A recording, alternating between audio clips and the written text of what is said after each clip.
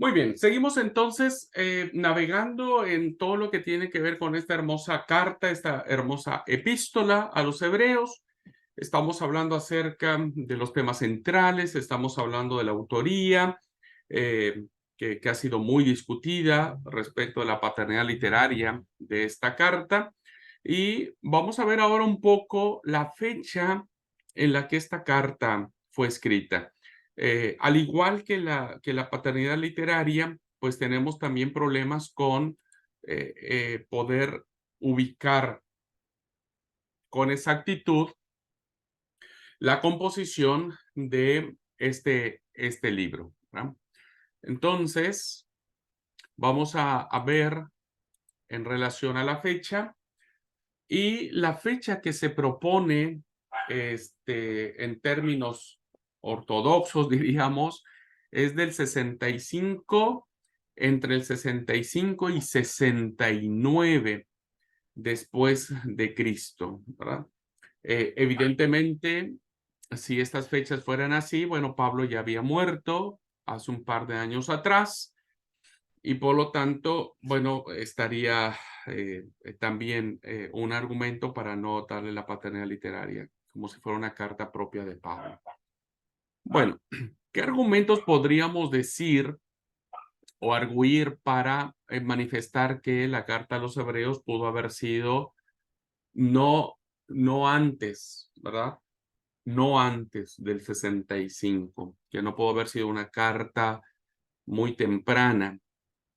Bueno, tres argumentos. La primera es porque hay una alusión muy clara en la carta a los hebreos, donde el autor dice, porque debiendo ser ya maestros después de tanto tiempo, esta expresión nos hablaría a nosotros de que evidentemente la iglesia, o más bien el grupo al que es dirigido esta carta, es un grupo que ya ha sido consolidado, que se ha organizado, que ha, que ha pasado tiempo.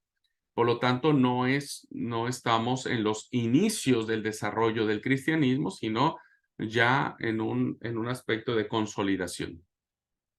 El otro argumento que se encuentra, se tiene para no entender que esta carta fue escrita antes del 65, es que ha pasado tras sí un largo tiempo de persecuciones, ¿verdad?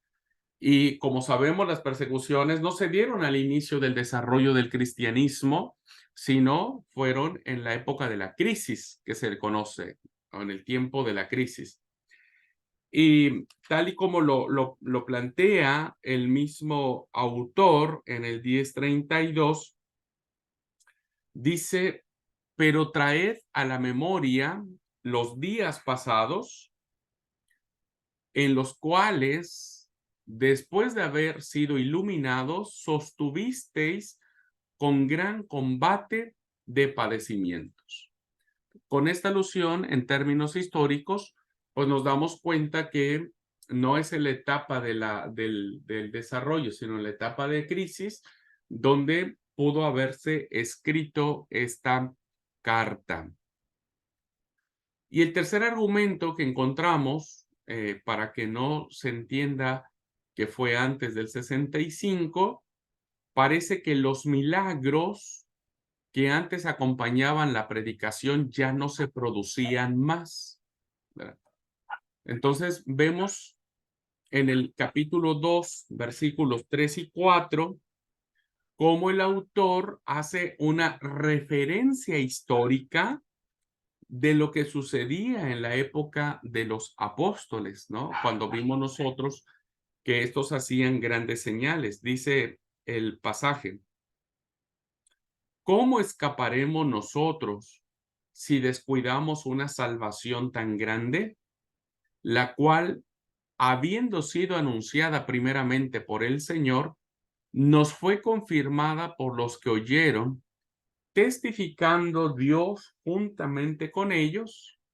Y habla en un sentido de nostalgia, en un sentido de recuerdo, en un sentido de pasado, diciendo con señales y prodigios y diversos milagros y repartimientos del Espíritu Santo según su voluntad. La alusión que hace de la manifestación del Espíritu Santo en función de los prodigios, las señales que hacía a través de los testigos, parece ser que había quedado en tiempos pasados. Esta indicación entonces nos ubicaría no en épocas recientes del cristianismo, donde se da todo este fervor, sino, insisto, en la etapa de la crisis. Por lo tanto, los eruditos han planteado la posibilidad de que esta epístola se haya escrito no antes del año 65 después de Cristo.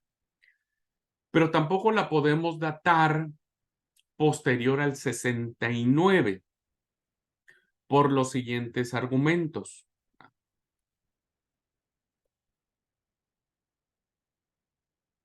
Si nosotros nos vamos después del 70, nosotros ya tendríamos algunos problemas para entender algunas alusiones o referencias que el autor da en relación al templo.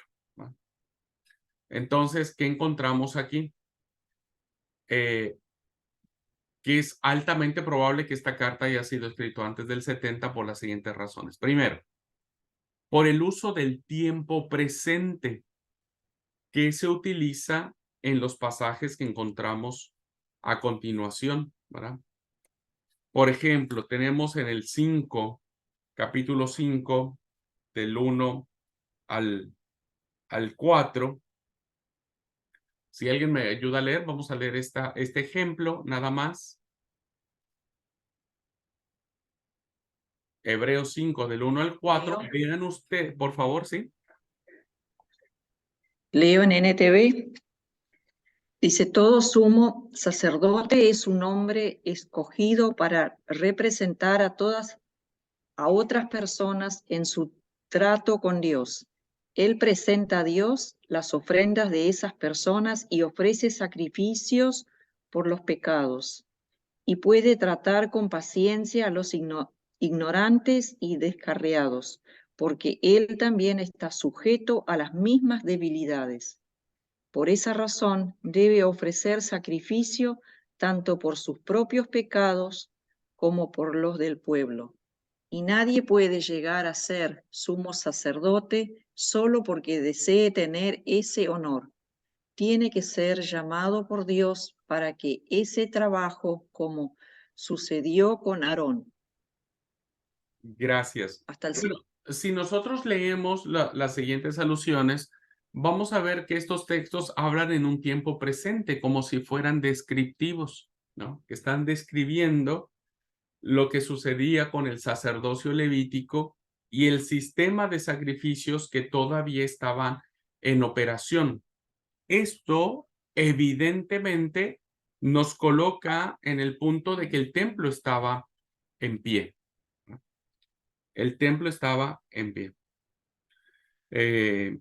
Y que evidentemente el hecho de que el templo estaba en pie, pues tendría que ser antes del 70, cuando fue su destrucción. Entonces, tanto los aspectos de rituales instaurados en el sacerdocio levita, por estas referencias, estaban vigentes. Recuerden que todo esto deja de estar vigente una vez que el templo es destruido. Los lugares de reunión fueron destruidos desde las guerras judías que comenzaron en el 66, ¿no? Cuando empieza la invasión de Roma hacia Jerusalén. Y el templo finalmente fue destruido en el 70. Hubiese sido un argumento interesante lo siguiente, fíjense.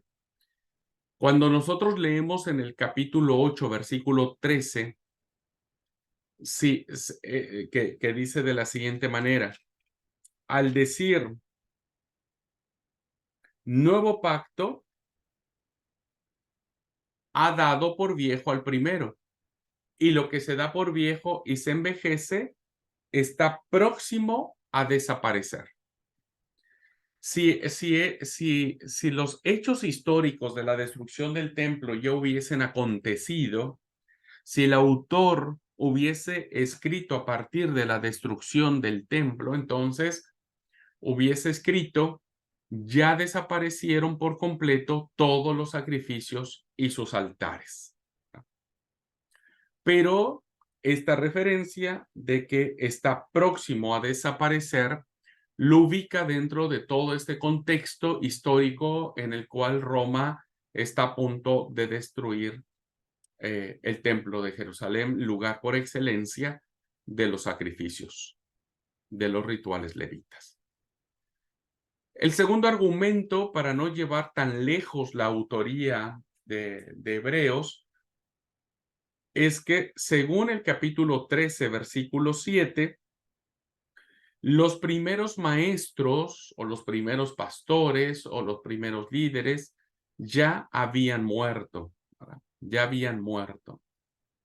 Acordaos de vuestros pastores, dice el versículo 7 del capítulo 13, que os hablaron la palabra de Dios, considerad cuál haya sido el resultado de su conducta e imitad su fe. Evidentemente hay un sentido ya un poco de distancia en función de los líderes pioneros. Y el tercer argumento que encontramos, no después del 69, es que notamos que Timoteo había sido libertado de la prisión. Al parecer, Timoteo también fue encarcelado, y este dato lo conocemos por el autor a los Hebreos. Y que la persecución estaba siendo cada día más severa. Estos detalles pueden acotar o pueden darnos el margen, ¿verdad? El margen de situar los hechos que nos manifiesta el libro de Hebreos en un proceso de persecución donde Cristo aparece como el centro de fe y esperanza en los temas que planteamos al principio: fe, esperanza, confianza, etcétera. Pero también no podría haber estado destruido el templo, porque el autor hace mucha alusión de lo que estaba sucediendo todavía en el templo de Jerusalén, ¿no? Así que bueno, son los datos que nosotros podríamos ofrecer para poder datar el escrito de los Hebreos. Bueno, ¿quiénes habrían sido los destinatarios, verdad? Como ya planteamos, si nosotros, los manuscritos más antiguos, no aparece el artículo definido los, sino solo dice Hebreos, ¿verdad? Como título, Hebreos. Ya después, insisto, por las tradiciones y por las posturas que se pudieron dar, le agregaron el artículo definido a los o los. Evidentemente, pues ya da una referencia que los destinatarios deberían de tener un trasfondo judío. Hay tres grupos, hay tres posturas o tres propuestas de destinatarios que pudo haber tenido en mente el autor cuando escribe esta carta. Primero, como alguien ya lo había dicho, eran judeo-cristianos, ¿verdad? El grupo principal al que se dirige esta epístola está compuesto de judíos cristianos que sufrieron rechazo y persecución de sus vecinos judíos inconversos. ¿Alguien quiere leer, por favor, capítulo 10, versículos del 32 al 34?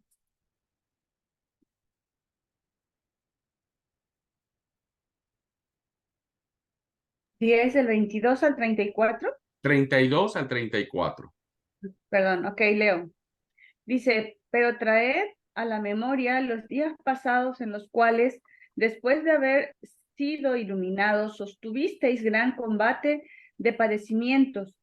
Por una parte, ciertamente con vituperios y tribulaciones fuisteis hechos espectáculo, y por otra llegasteis a ser compañeros de los que estaban en una situación semejante. Porque de los presos también os compadecisteis, y el despojo de vuestros bienes sufristeis con gozo, sabiendo que tenéis en vosotros una mejor y perdurable herencia en los cielos. Amén. Gracias. Entonces vemos claramente cómo el grupo al que va dirigido este libro es un grupo perseguido, es un grupo que sufrió rechazo, evidentemente por judíos que no habían aceptado a Jesucristo como el Mesías o como el Hijo de Dios. Y por la referencia que encontramos en el capítulo 12, versículo 4, estos grupos no llegaron a ser martirizados, no llegaron a ser muertos. ¿Alguien quiere leer 12:4, por favor?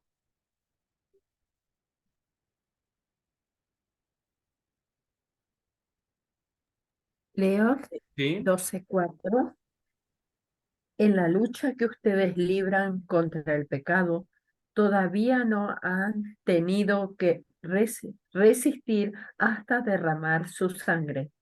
muy bien, gracias. Entonces, aunque no llegaron a ese punto de Esteban, ¿verdad? Vamos a tomar como referencia a Esteban. Este grupo al que es dirigida la carta es un grupo en el cual el autor les daría ánimo y les daría confianza en Cristo. Por eso dice, puesto los ojos en Jesús, el autor y consumador de la fe, el cual por el gozo puesto delante de él sufrió la cruz, menospreciando el oprobio y se sentó a la diestra de Dios. Es decir, es una carta que le dice a estas personas, tengan fe en Jesús, en el Cristo, que es Mesías y que es el sumo sacerdote. Una figura que, como dijimos, era una figura controvertida, pero era una figura de autoridad. Este grupo de judeocristianos es muy probable que haya sido un grupo inmaduro de creyentes que fue tentado a mantenerse en los rituales simbólicos y débiles de las tradiciones del judaísmo. Al nosotros notar la referencia que hace el autor de manera reiterada a alejarse de estos rudimentos del mundo, ¿verdad? O de la sombra que representaba el antiguo pacto, da a entender que los destinatarios estaban tentados a mantenerse dentro de la fe cristiana, pero sosteniendo las costumbres o los rituales judíos. Y entonces vemos claras alusiones donde el autor les insta de una y de otra manera a no darse por vencidos o no dejarse engañar o no caer en el convencimiento de que los rituales del sacerdocio levita podrían conceder la salvación eterna, ¿ah? Y que eso solamente le correspondería al sumo sacerdote Jesucristo, que ha hecho una vez y para siempre santificados a los perfectos. Es una alusión en donde les dice, no, no necesitamos las costumbres judías. Hoy lo vemos, hermanos, con lo que es el judaísmo mesiánico, ¿verdad?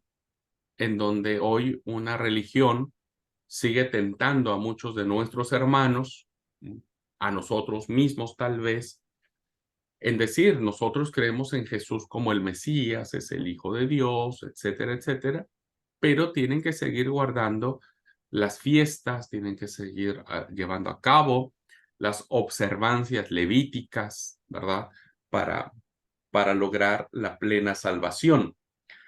Y bueno, hemos tenido graves problemas al respecto porque muchos han caído, han sucumbido a esta tentación y se han vuelto al judaísmo, ¿verdad? Conozco pastores, incluso compañeros míos que yo trabajé siendo pastor, compañeros pastores, que terminaron siendo seducidos. Un pastor que compartimos juntos, que trabajamos juntos. Él dejó la iglesia y se convirtió al judaísmo. Ahora tiene la barba larga y tiene un montón de cosas. Ahora es un judío él. Creo que pasó por alto la verdadera enseñanza del libro a los hebreos, pero que evidentemente es una clara, insisto, tipo apología en donde no debemos caer en la tentación de pensar que los rituales judíos, por muy lindos que sean, por muy ancestrales que sean, por muy que estén en el Antiguo Testamento y que no creemos que hayan sido falsos bajo ninguna circunstancia, porque fueron avalados por Dios y que están en su santa palabra, entendemos que estos han sido sustituidos por algo mejor, algo perfecto. Y lo que es perfecto ya no necesita completarse con nada. ¿Okay? Entonces, por favor, no se dejen seducir, no se dejen engañar por esta corriente judeo-mesiánica que nos quita la esencia y pone en peligro el pilar fundamental de la salvación, que es Jesucristo, ¿verdad? Cristo es pleno y su sacrificio es completo, intransferible, perfecto, y que nosotros no necesitamos ninguna otra observancia, insisto, por más judía que sea, para efectos de salvación, ¿verdad? Ni siquiera de vida cristiana, ¿verdad? Ni siquiera de vida cristiana. Y aunque muchos se ven tentados para decir el sábado es judío, el sábado no es judío. ¿Verdad? Con el debido respeto y con mucho cariño para quienes lo dicen, el sábado no es ni por asomo judío, ¿verdad? El sábado es creacional, ¿verdad? El sábado es creacional. Está dentro de la creación donde ni los judíos existían ni siquiera ahí, ¿no? Los judíos vienen a ser siglos después. Así que, bueno, este grupo, hermanos, que hoy nosotros tenemos, hay muchos que siguen sufriendo ataques, ¿verdad? Sé que de muchos judíos mesiánicos que visitan hermanos nuestros y que los atacan, que los ridiculizan, que les dicen que cómo puede negar lo que Yeshua observó porque él fue un judío y él como judío nunca dejó de asistir al templo, que él iba a la Pascua, que él ofrecía sacrificios, que fue circuncidado, que guardaba las fiestas. Sí, Jesús fue judío. Sin embargo, la interpretación que da la iglesia primitiva en el evento de la cruz es que se interpreta que cuando Jesús muere como Cordero Pascual, ¿verdad? Como Cordero Pascual, este sacrificio sustituye el sacerdocio levítico, perdón, sustituye los sacrificios hechos por los levitas e incluso sustituye el sacerdocio levítico. En fin, quiero decir esto, ¿verdad? Para que quede muy claro. Y cuando ustedes sientan que alguien, algún hermano, hagan que lean Hebreos, citen Hebreos, digan, mira, aquí el Señor, la palabra del Señor dice que nosotros tenemos que tener puestos los ojos en la fe en Jesús y ningún sacrificio humano puede sustituir el sacrificio perfecto de Jesús, ¿no? Bueno, entonces, una propuesta de destinatarios fueron los judíos cristianos. Ahora, otra propuesta era para que los destinatarios sí eran judíos inconversos, fue dirigida esta carta para judíos que no creyeron en Cristo, pero que asentían que, es decir, que dijeron, bueno, sí, qué sé yo, reconozco que Jesús o Yeshua es el Mesías, pero yo sigo siendo judío, ¿verdad? Yo sigo siendo judío. El segundo grupo al cual al parecer se dirige esta carta eran judíos inconversos, pero que estaban convencidos, ¿no? O que compartían o simpatizaban con las verdades básicas del Evangelio, ¿no? Había cosas que les gustaba de Jesús, pero que no habían depositado su fe en Jesucristo como Salvador y Señor. Es decir, ellos consentían de manera intelectual la fe del Evangelio, la aceptaban, la razonaban, decían, sí, tenés razón, ¿verdad? Pero yo no puedo rendir mi vida, guiar mi vida, testificar con mi vida, espiritualmente hablando, la fe cristiana. Y entonces parece ser que es a este grupo cuando se refieren los siguientes textos, ¿verdad? ¿Alguien quiere leer 2 del 1 al 3 de Hebreos? Leo, pastor. Sí, por favor. Ahí va.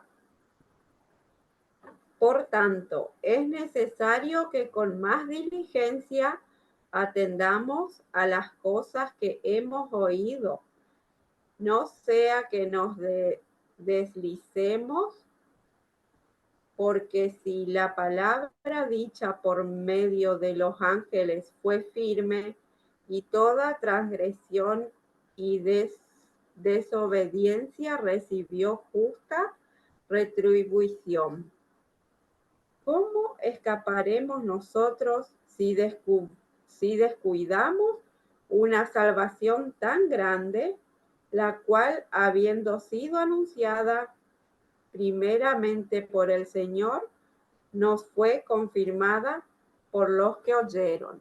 Muy bien, gracias, Sonia. ¿Alguien quiere leer 6, del 4 al 6?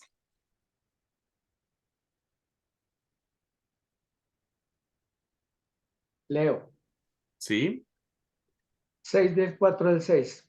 Porque es imposible que los que una vez fueron iluminados y gustaron del don celestial y fueron hechos partícipes del Espíritu Santo, y asimismo gustaron de la buena palabra de Dios y los poderes del siglo venidero, y recayeron, sean otra vez renovados para arrepentimiento, crucificando de nuevo para sí mismos al Hijo de Dios, exponiéndole a vituperio. Muchas gracias. Capítulo 10, del 26 al 29. Leo, Sí. dice así: porque si pecaremos voluntariamente después de haber recibido el conocimiento de la verdad, ya no queda más sacrificio por los pecados, sino una horrenda expectación de juicio y de hervor de fuego que ha de devorar a los adversarios. El que viola la ley de Moisés por el testimonio de 2 o 3 testigos muere irremisiblemente. ¿Cuánto mayor castigo pensáis que merecerá el que pisoteare al Hijo de Dios y tuviere por inmunda la sangre del pacto, en la cual fue santificado, e hiciere afrenta al Espíritu de gracia? Muchas gracias. Y 12, 15 al 17. Leo, Por favor. mirad bien, no sea que alguno deje de alcanzar la gracia de Dios, que brotando alguna raíz de amargura os estorbe y por ella muchos sean contaminados. No sea que haya algún fornicario o profano como Esaú, que por una sola comida vendió su primogenitura. Porque ya sabéis que aún después, deseando heredar la bendición, fue desechado y no hubo oportunidad para el arrepentimiento, aunque le procuró con lágrimas. Pero no. Así hasta el 17. Gracias, Doris. Bueno, muchas gracias. Vean entonces cómo los argumentos que utiliza el autor es para decirle a sus oyentes, tienen que estar comprometidos. O sea, el evangelio compromete, ¿verdad? Y pone varios ejemplos de cómo cuando alguien tiene que decidir, pues tiene que decidir con consecuencias o no, ¿no? Entonces parece ser que este grupo eran personas que estaban allí diciendo, bueno, sí, acepto, creo que tienen razón, pero yo ahí me quedo, ¿no? Entonces, esta apreciación que hace el autor le surge a ellos de decir, el que debe comprometerse, ¿no? Lo tiene que hacer de una manera total para arrepentimiento. O sea, el arrepentimiento es una demostración plena de lo que estamos creyendo. Bueno, el tercer grupo de destinatarios al que al parecer se le dirige esta carta era también judíos inconversos que rechazaban, que de plano decían, no me interesa, no me hables, andate, salí de aquí, etcétera, etcétera. Que este tercer grupo no estaba convencido de la verdad del evangelio al que se había expuesto. Y el capítulo 9 completo se dedica a este grupo de personas que no están comprometidas. ¿Alguien quiere leer los versículos que aparecen allí? Versículo 11, 14, 15, 27, 28. Capítulo 9. Leo, ¿eh? Sí, 9, 11, 14 y 15. sí, O todos los que están ahí. sí, Dale. primero el 11. Ok. Entonces Cristo ha llegado a ser sumo sacerdote por sobre todas las cosas buenas que han venido. Él entró en ese tabernáculo superior y más perfecto que está en el cielo, el cual no fue hecho por manos humanas, ni forma parte del mundo creado. El El 14. 14. Imagínense, cuanto más la sangre de Cristo nos purificará la conciencia de acciones pecaminosas, para que adoremos al Dios viviente, pues por el poder del Espíritu eterno, Cristo se ofreció a sí mismo, a Dios como sacrificio perfecto por nuestros pecados. El 15. Luego, Versículo 15. sí, por eso Él es el mediador de un nuevo pacto entre Dios y la gente, para que todos los que son llamados puedan recibir la herencia eterna que Dios les ha prometido, pues Cristo murió para librarlos del castigo por los pecados que habían cometido bajo ese primer pacto. 17. 27 y 28. Y así como cada persona está destinada a morir una sola vez y después vendrá el juicio, así también Cristo fue ofrecido una sola vez y para siempre, a fin de quitar los pecados de muchas personas.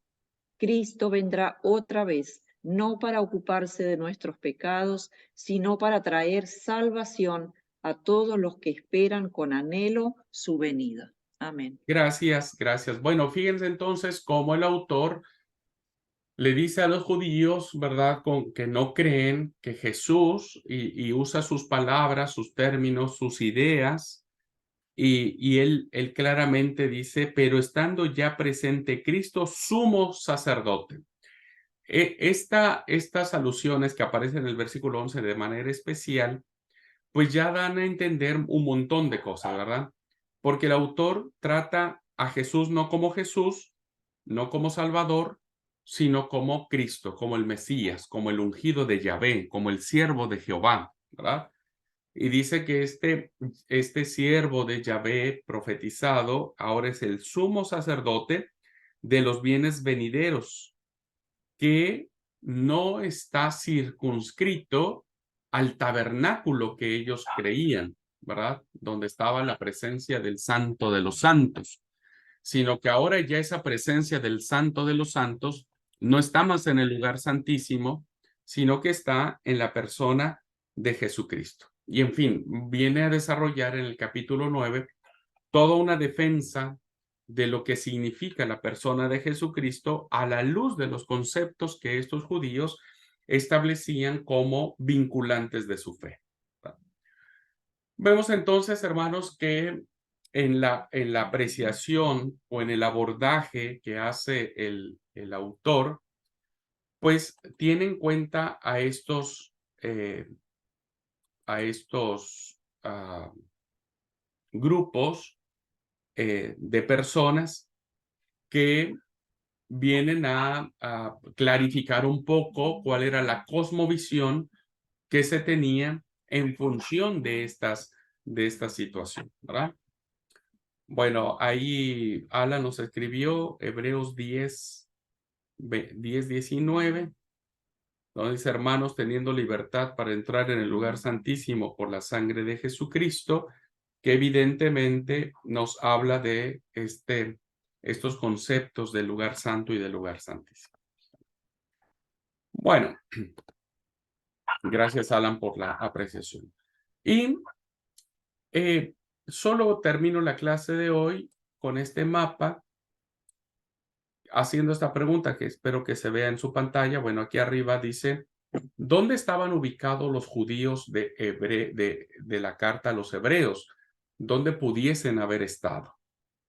Bueno, las comunidades judías, si nosotros nos situamos entre la década del 60 y 70, que es donde hemos datado el origen de este libro, podemos encontrar que el primer lugar es Palestina, ¿verdad? Voy a poner el mapa. Bueno, tenemos que las comunidades de asentamientos judíos, donde al parecer eran los grupos, recuerden que las cartas universales son cartas abarcativas, ¿verdad? Que son cartas, por eso se llaman generales, universales, que no van dirigidas a una iglesia en particular, sino a una idea que estaba distribuida en todo el mundo, diríamos. ¿Cuáles eran los grupos más importantes? Bueno, Palestina, Egipto, el norte de Egipto, todo lo que es el Asia Menor, Grecia e Italia. Nosotros vemos en la alusión, los de Italia os saludan. Bueno, es muy antiguo, no saben si se escribe desde Italia, si es en Roma en particular, o Italia se está refiriendo a toda la región, ¿no? O a la capital. Grecia o Asia Menor es posible por el uso de la Biblia de los 70, ¿verdad? Que son los lugares también donde pudo haberse referido el autor. Y los judíos que vivían en el exilio habían sustituido el templo con las sinagogas, pero solían peregrinar al templo siempre en Jerusalén. Eso lo sabemos todos. Los judíos de la diáspora, Pablo, uno de ellos, cada Pascua venían a Palestina, venían a Jerusalén a celebrar los sacrificios en el templo. Así que bueno, esto es básicamente una ubicación geográfica de dónde podrían haber estado las comunidades judías a las que se dirige la carta a los hebreos entre los años 60 y 70 después de Cristo. Bueno, vamos a dejar aquí la clase. Quisiera preguntar, hermanos, si hay alguna duda, pregunta, comentario. Si pude darme a entender de lo que vimos hoy. ¿Qué les parece? ¿Qué podemos nosotros empezar a sacar como aplicaciones pastorales, ministeriales, personales, espirituales de esta hermosa carta a los hebreos? ¿Algún comentario, alguna pregunta?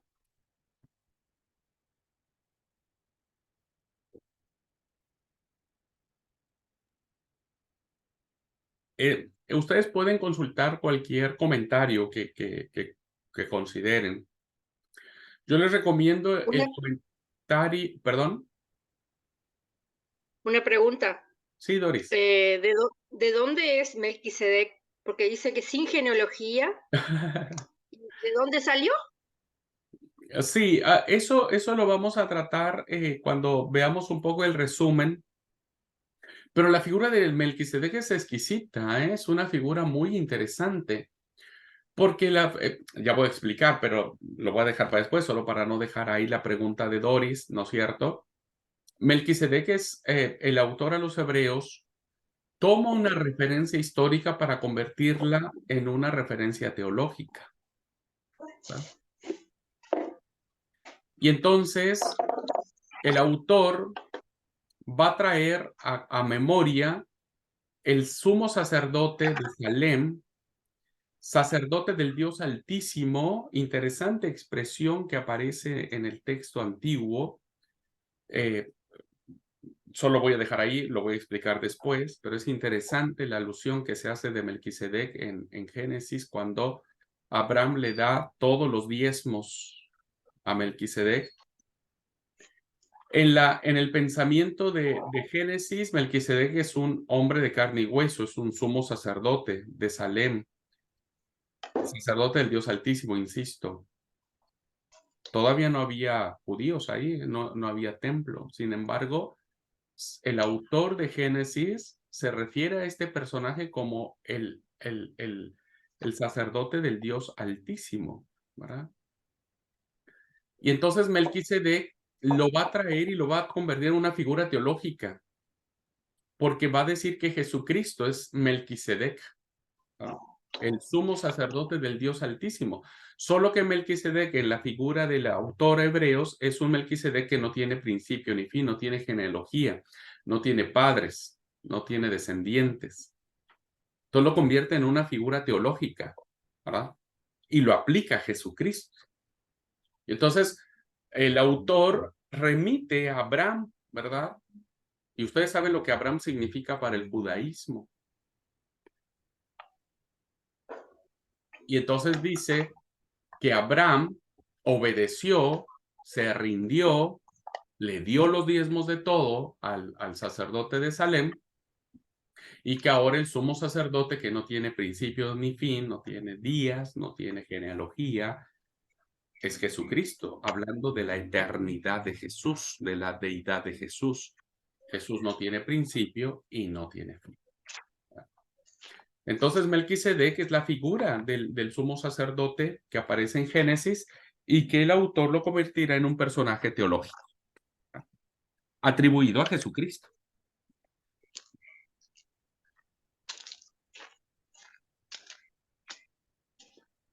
Por eso es muy importante los conocimientos que podamos tener del Antiguo Testamento, pues para poder seguirle el paso al autor, porque si no nos vamos a quedar más perdidos que turco neblina. Pero bien en ese punto. No sé si le aclaré, Doris, o no. Ya lo vamos a ver un poco más cuando veamos esa parte.